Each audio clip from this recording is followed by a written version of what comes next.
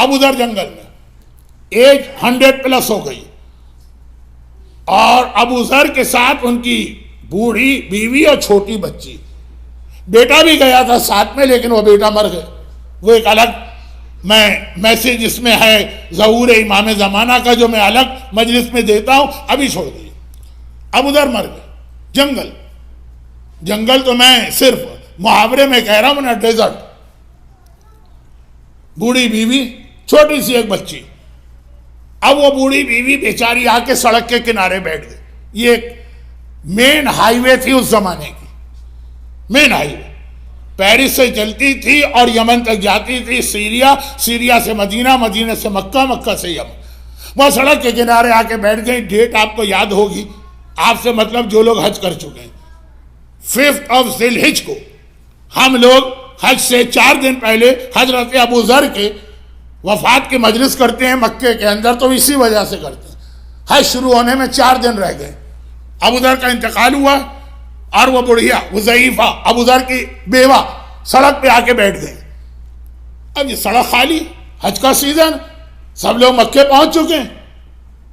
مدینے سے مکے جانے اور پھر عمرہ تمتع کرنے میں ٹائم چاہیے، چنانچہ بالکل خالی سڑک. اور وہ آ کے بیٹھ گئی ضعیفہ کے. ایک تو ویسے ہی مرد کا غسل و کفن ڈیڈ باڈی کا مرد ہی کرے، آپ کے یہاں بھی یہ سسٹم ہے تو مرد ہی کرے. اور پھر یہ ہے کہ اگر کوئی مجبوری بھی ہو تو اتنی بوڑھی عورت آسان نہیں ہے اکیلے کسی ایک مرد کے لیے بھی دوسرے مرد کو غسل دینا، پوری ایک ٹیم چاہیے ہوتی. اور یہ ضعیفہ 80 سال ایج ہوگی، 85 ایج ہوگی، سڑک پہ بیٹھ گئی. اتفاق سے قافلہ لیٹ ہو گیا، اسے پہنچنا چاہیے تھا 1 دن پہلے، لیٹ ہو گئے. یہ اکثر ہوتا رہتا. چنانچہ ان لوگوں کو بہت جلدی. ابو ذر کی بیوہ سڑک پہ بیٹھی، ہاتھ اٹھا کے اشارہ کرے مگر کوئی ٹریفک نظر تو آئے نا. اب یہ پہلا قافلہ نظر آیا، چنانچہ آگے بڑھی. سب حج پہ جا رہے ہیں. دیکھا کہ ایک بہت ہی بوڑھی عورت سڑک کے کنارے اس طرح بیٹھی ہے، رک گئے. وہ تو حج کیا ہوا کہ آپ حج کر رہے ہیں اور دوسروں کا حق ضائع کر رہے ہیں، رک گئے. کیا بات ہے؟ کہا کہ ایک مسافر کا، ایک غریب الوطن کا انتقال ہو گیا، صرف اسے غسل و کفن دینا. سوال کر لیا ان میں سے ایک نے. یہ کوئی معمولی آدمی نہیں ہے جنہوں نے سوال کیا، یہ ہے مالک اشتر. مالک اشتر ہسٹری میں فرسٹ ٹائم انٹروڈیوس ہوتے ہیں ابو ذر کے غسل و کفن میں. آ رہے تھے یہ حج کے لیے، سوال کر لیا کون ہے وہ غریب الوطن. کہا کہ پیغمبر کا ایک صحابی ابو ذر. پورا قافلہ چونک اٹھا. ایک صحابی؟ ابو ذر تو ہم سب کا سید و سردار ہے، تمام اصحاب کا سردار ہے، ابو ذر کا انتقال ہو گیا. حج ہم ذرا دیر سے پہنچ جائیں گے، ابو ذر کی میت کو نہیں چھوڑ سکتے. وہ بہت لمبا واقعہ ہے، علماء پڑھتے رہتے ہیں. سارا قافلہ اب آیا وہ اسٹیج جس کے لیے میں نے آپ کو اتنی ساری باتیں سنائی. سارے کے سارے لوگ گھوڑوں سے اترے. کہاں ہے ابو ذر کی میت؟ ہمیں غسل بھی دینا ہے، حج بھی کرنا، دونوں کو جمع کرنا ہے، تو اس لیے جلدی تو ہے. ضعیفہ بیوہ نے کہا کہ نہیں، میں تمہیں وہاں نہیں لے جاؤں گی جہاں ابو ذر کی میت. پہلے تمہیں ابو ذر کی ایک وصیت پہ عمل کرنا. ابو ذر کی وصیت تھی، اور آج بھی یہ اسلام کا مسئلہ ہے، آیت اللہ سیستانی سے لے کے تمام مراجع کی کتاب میں دے گی. ابو ذر کی وصیت تھی کہ جو لوگ میرے غسل و کفن میں آئیں پہلے انہیں کھانا کھلاؤ، اور جب وہ کھانا کھا لے پیٹ بھر کر تب پھر ان سے کہنا کہ غسل و کفن دینا. اب یہ مسئلہ آپ کو معلوم ہے، بہت مشہور پیغمبر کی حدیث، مردے کے گھر میں کھانا کھانا ایسا ہے جیسے مردے کا اپنا گوشت کھا رہے ہو. بہت سے جگہوں پہ یہ آج بھی انڈیا پاکستان میں یہ رواج ہے کہ جو میت بھی ہو گئی اور گھر والے کو سب آنے والوں کے لیے کھانا بنانا پڑتا. مجھے پتا ہے کہ جہاں میں بات کر رہا ہوں یہ بات یہاں کے لیے نہیں، اسی لیے میں کتنا تیزی سے آگے بڑھ گئے. لیکن پیغمبر کے زمانے میں یہ رواج تھا. تب پیغمبر نے اپنی بیٹی سے کہا جعفر طیار کی آج شہادت ہوئی ہے، کھانا گھر میں خود پکا کے لے جاؤ، کیونکہ مرنے کے والے کے گھر میں کھانا کھانا اس کے چولہے کو استعمال کر کے جاہلیت کا عمل ہے. شہزادی کونین کھانا پکا کے لے گئی، 3 دن تک پڑوس سے کھانا آتا رہا. اور یہی آج بھی مراجع کہتے مستحب ہے کہ آدمی اپنی ول میں یہ لکھے کہ جب میری موت ہو جائے تو میرے میت پہ آنے والوں کو میرے مال میں سے کھانا کھلایا جائے. پتہ نہیں اس مجمع میں کتنے لوگوں کی ول میں یہ جملہ لکھا ہوا. یہ مستحب ہے، واجب نہیں، لیکن بہت ہائیلی ریکمینڈ مستحب ہے کہ ہر مرنے والا یعنی ہر شخص اپنی وصیت میں یہ جملہ لکھے گا.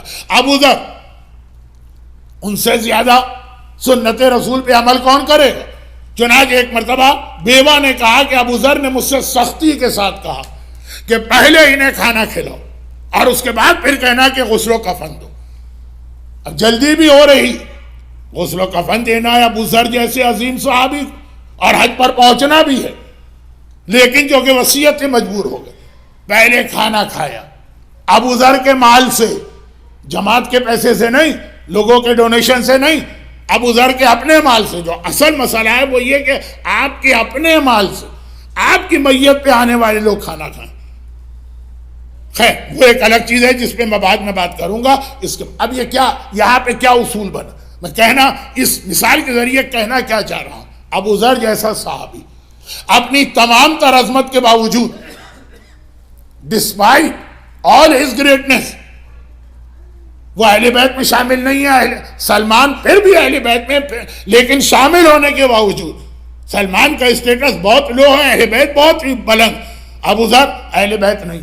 جب ابو ذر کا یہ طریقہ ہے، کون ابو ذر جنہیں رسول اللہ نے ٹرین کیا، کون ابو ذر جنہیں امام علی نے ٹرین کیا ہے، ان کا طریقہ یہ کہ جو میری خدمت کر رہا پہلے میری جانب سے اس کی خدمت ہو. ٹائم بہت کم رہ گیا ہے تو میرے ورڈنگ جو ہے ہو سکتا ہے کہ بہت ہی زیادہ ریفائن ٹائپ کی نہ ہو. اگر کوئی ہماری خدمت کر رہا ہے تو ایک طریقہ یہ کہ کسی نے ہماری خدمت کی پھر ہم نے پلٹ کے اس کی خدمت کی. یہ ہے ہمارا آپ کا طریقہ. اہل بیت کا طریقہ یہ نہیں ہے آپ اگر کوئی خدمت کر رہے ہیں اس سے پہلے وہ آپ کی خدمت کریں گے، اور اب یہ لفظ خدمت اچھا نہیں، اس سے پہلے وہ آپ کو ریوارڈ دیں گے، پھر آپ سے کہیں گے اب جو تمہیں کرنا ہے کرو. یہ ابو ذر جیسے کا طریقہ. یہ بھی نہیں کہا کہ مجھے غسل دے دیں پھر کھانا کھلانا، نہیں. پہلے اہل بیت تو کریم ابن کریم، اہل بیت تو شریف ابن شریف ہے، اہل بیت تو کائنات میں ان سے زیادہ اپنے کنیزوں اور غلاموں کا خیال کرنے والا کوئی نہیں ہے. ایک جملہ جو ہمارے یہاں رائج ہے وہ پڑھ کے نتیجہ نکالنا چاہتا ہوں میں آج کہنا کیا چاہ رہا تھا، اور وہ یہ ہے کہ یہ وہ ہے کہ پہلے غلام کو کھلائیں گے پھر خود کھائیں گے. یہ وہ ہے جو پہلے کنیز کو کھلائیں گے اس کے بعد خود کھائیں گے. یہ اہل بیت کا ایک طریقہ کار. چنانچہ چاہے آپ کا دل نہ مانے، اب جیسے ابو ذر کی میت پڑی ہو، ابو ذر جیسا عظیم صاحب، ہمارا دل نہیں مانتا کہ ہم یہ میت کو چھوڑ کے پہلے بیٹھ کے کھانا کھانے لگے، لیکن ابو ذر اہل بیت کے ٹرین ہے، کہا تمہیں یہ کرنا پڑے گا. تو اہل بیت کرا. اہل بیت یہ تھا، اور اہل بیت میں بھی خاص آقا حسین. وہ رات آ گئی کہ جس رات سے لے کے مسلسل 2 مہینے تک آپ کو اہل بیت کی خدمت کرنا، آقا حسین کے لیے قربانیاں دینا. دیکھیے آپ کے آرام کی ٹائمنگ چینج ہونے جا رہے ہیں، آپ کے نیند کی ٹائمنگ چینج ہونے جا رہے ہیں، آپ میں سے بہت سے لوگوں کی جاب کے ٹائمنگ چینج ہو جائیں گے، آپ میں سے بہت سارے لوگ گھر کو بھول جائیں گے. تقریباً آدھے سے زیادہ وقت یہیں امام باڑے میں لگائیں گے، یہاں بھی بہت سارے کرنے کے کام. پوری ایک روٹین لائف چینج ہو جاتی ہے. پہلے 10 دن بہت زیادہ اور اس کے بعد بھی 2 مہینے. یہ وہ خدمت ہے جو آپ اہل بیت کی کر رہے ہیں. یعنی یہ خدمت ایک بگننگ اور اسٹارٹنگ ہے اصل خدمت کا. اصل خدمت کیا؟ آقا حسین جو آپ عاشورے کے دن کہیں گے. عاشورہ پورے ایام عزا کے فرسٹ عشرے کا پیک ہے عاشورہ. عاشورے کے دن آپ کیا کہتے ہیں؟ اعظم اللہ اجورنا واجورکم بمصابنا بالحسین. اور عاشورے ہی کی زیارت کا جملہ وہ جو بعض لوگ روزانہ بھی پڑھتے ہیں، اور وہ یہ ہے فیا لیتنی کنت معکم، کاش میں آپ کے ساتھ ہوتا. اصل خدمت آقا حسین کی یہ ہے کہ آپ کو حسین کا ساتھی بننا. اب آج کل علماء کرام کی محنتوں کے نتیجے میں آپ کو معلوم ہے کہ ظہور امام کے بعد آقا حسین بھی آئیں گے اور ان کے ساتھی بھی آئیں گے. کاش میں آپ کا ساتھی بنتا. یہ جو جملہ آپ کہتے ہیں کہ کاش میں کربلا میں آپ کے ساتھ ہوتا، اس کا اسٹارٹ اور بگننگ یہاں سے ہے کہ چاند رات آئی، دنیا کے سارے امام بارگاہ بدل گئے، ہر طرف سیاہ پردے لٹک گئے، علم بھی سیاہ رنگ کے ہو گئے، مومنین کے لباس بھی کالے ہو گئے، خواتین نے کپڑے بھی کالے پہن لیے، ایک ماحول پورا کا پورا غم کا ماحول، غم کا ماحول ہے۔ یہ خدمت شروع ہوئی کہ کاش میں عاشورے کے دن کربلا میں ہوتا تو آقا آپ کی خدمت کرتا۔ ابھی اور تو کچھ میری سمجھ میں نہیں آ رہا، میں یہیں سے آغاز کر رہا ہوں، کیونکہ مجھے پتا کہ آپ کی ماں فاطمہ زہرا کو ہمیشہ سے یہی خیال رہا، بابا جب میرا حسین مارا جائے گا تو کوئی ہوگا حسین کا غم کرنے والا، کوئی ہوگا میرے حسین کو یاد کرنے والا۔ خاص طور پر جب اللہ کے رسول نے بتایا بیٹی تیرا لال حسین تو اس حالت میں مارا جائے گا، وہ اکیلا ہوگا، وہ تنہا ہوگا، وہ جنگل میں ہوگا، سب نے اس کا ساتھ چھوڑ دیا ہوگا، خالی اس کے اپنے بچے ہوں گے، گھر کی خواتین، تو بابا پھر کوئی اس کا ماتم کرنے والا ہوگا کہ نہیں ہوگا؟ کہا کہ ہاں ایسے مرد آئیں گے جو حسین کے مردوں کا ماتم کریں گے، ایسی عورتیں آئیں گی جو حسین کے خاندان کی خواتین کا ماتم کریں گی، ایسے بچے آئیں گے جو بچوں کا ماتم کریں گے۔ یہاں سے خدمت شروع ہوئی نا۔ فاطمہ زہرا نے حسین کی شہادت سن کر پہلے یہ یاد کیا کون ہے حسین کا ماتم کرنے والا۔ اب یہاں سے ہماری خدمت شروع ہوئی ہے، لیکن ابو ذر غفاری جیسا صحابی جو سب کچھ ہے اہل بیت نہیں ہے۔ جب ابو ذر غفاری جیسا صحابی ایک اصول جانتا اور مانتا، جو میں نے سورہ توبہ کا بھی ریفرنس دیا، یہ اہل بیت ہے، آپ جو ان کی خدمت کریں گے یہ پلٹ کے آپ کو صلہ دیں گے، مگر آپ کی خدمت بعد میں ہوگی، ان کی جانب سے آپ کو صلہ پہلے ملنے لگے گا۔ ایام عزا کے پہلے عشرے میں ایک چیز دل ہی نہیں چاہتا، یاد رکھیے، دل ہی نہیں مانتا۔ مجلس کہاں سے شروع ہوئی تھی؟ اسلام کو اپنے حساب سے نہ سمجھیے، اسلام کو سمجھیے اہل بیت کے حساب سے کہ انہوں نے ہمیں کیا اسلام سمجھایا۔ کیا دل مانتا ہے آپ کا کہ عاشورے کا دن ہو اور آپ اپنے روزی میں برکت کی دعا کریں؟ عاشورے کا دن ہو اور آپ اپنی حاجتوں کے لیے اس دن دعا کر رہے ہیں؟ لیکن آپ دیکھ لیجئے زیارت عاشورہ اور اس کے بعد دعائے علقمہ۔ عاشورہ، اب میں پہلی اور دوسری اور تیسری محرم کی ابھی بات نہیں کر رہا ہوں، عاشورے کی بات کر رہا ہوں۔ کائنات کی تاریخ میں اس سے زیادہ غم والا اور درد والا کوئی دن ہی نہیں گزرا، لیکن اعمال عاشورہ کا حصہ بنایا۔ اگر یہ اعمال عاشورہ کا حصہ نہ ہوتا اور امام کی طرف سے تاکید نہ ہوتی تو کم از کم میں تو دعا علقمہ نہیں پڑھتا۔ حسین کے بچے ششماہے کے گلے میں 3 بھال کا تیر لگا اور میں کہوں خداوندہ میری حاجتیں پوری کر۔ حسین کے اکبر کے کلیجے میں برچھی اتر رہی ہے، میں کہوں کہ خداوندہ میری روزی میں برکت عطا کر۔ مگر یاد رکھیے، جیسے ابو ذر نے کہا تھا میری میت غسل کے لیے ان کے حوالے نہ کرنا جب تک کہ یہ پہلے یہ کھانا نہ کھائے۔ اہل بیت بھی یہ کہتے ہیں میرا غم تم کر رہے ہو، لیکن پہلے ہم تمہاری خدمت کریں گے، تمہاری حاجتیں پوری کریں گے، پہلے تمہارے بچوں کو بچائیں گے، پھر اصغر اور اکبر کا ماتم کرو۔ ہمارا دل نہیں مانتا، لیکن اہل بیت غلام اور کنیز کو پہلے نوازتے پھر ان سے کوئی خدمت لیتے۔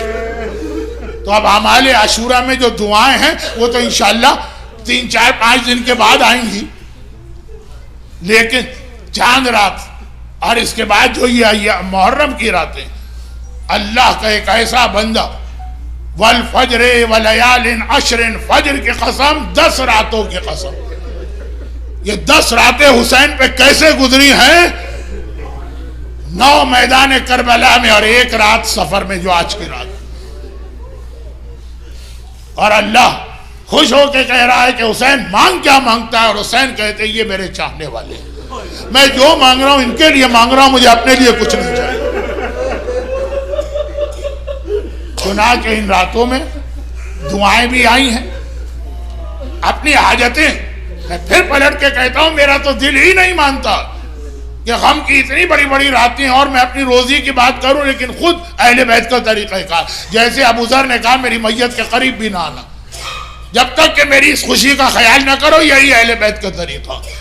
اور خاص طور پر پہلے 3 دن محرم کے روزہ، حاجت کے روزے، وہ فقہی مسئلہ بیان کرنے کا اب ٹائم بھی نہیں رہا، اور شاید مجلس میں اچھا بھی نہ ہو کہ جس پر کوئی قضا روزہ باقی ہے وہ الگ سے روزہ نہیں رکھ سکتا، لیکن وہ قضائی روزہ رکھ کے اپنی حاجت اس میں شامل کر سکتا۔ پہلی محرم رزق کے لیے، دوسری محرم اولاد کے لیے، تیسری محرم ہر حاجت کے لیے۔ جن کو موقع مل جائے جو یہ روزہ رکھ سکیں، تو یہ محرم کے شروع کے 3 روزے بہت اہم ہیں، اور وہی بات ذہن میں آتی ہے پلٹ کے کہ اہل بیت کربلا میں اور ہم یہاں روزے رکھ کے اپنی حاجتیں پوری کریں، مگر وہ اہل بیت کا طریقہ کار، وہی جو ابو ذر غفاری نے سمجھایا، وہی جو قرآن کی آیتوں میں پیغمبر کو پیغام ملا۔ جو کہ آج کی چاند رات سے ہی یہ سلسلہ شروع ہوگا، تو میں نے کہا، اور ہمارے یہاں تھوڑا سا اس پہ عمل ہوتا، ہر مجلس کے اختتام پر محرم میں بھی پہلے عشرے میں بھی دعا مانگی جاتی ہے، لوگ آمین بھی کہتے ہیں، لیکن اگر الگ سے کہا جائے کہ جی ان تاریخوں میں روزی کی دعا مانگیے، صحت کی دعا مانگیے، سکون کی دعا مانگیے، اولاد کی دعا مانگیے، تو عجیب لگتا، جبکہ آدھا اس پہ عمل ہو رہا، سوائے غم کی آخری 3-4 تاریخوں کے کہ جہاں پہ غم کے بیان کے آخر میں ہی ماتم شروع ہو جاتا۔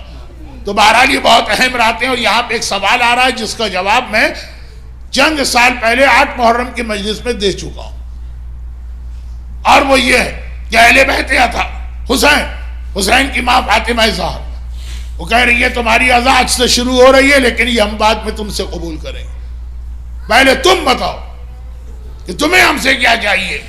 شہزادی اس غم کے موقع پہ ہمیں آپ سے کچھ نہیں چاہیے، صرف ہمارے آنسوؤں کو اپنے رومال میں جمع کرو۔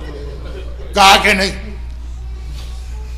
پہلے فضہ کو کھانا کھلاتی ہیں اور اس کے بعد پھر خود کھانا کھاتی ہیں، پہلے تمہارے لیے حاجت اللہ کی بارگاہ سے مانگو۔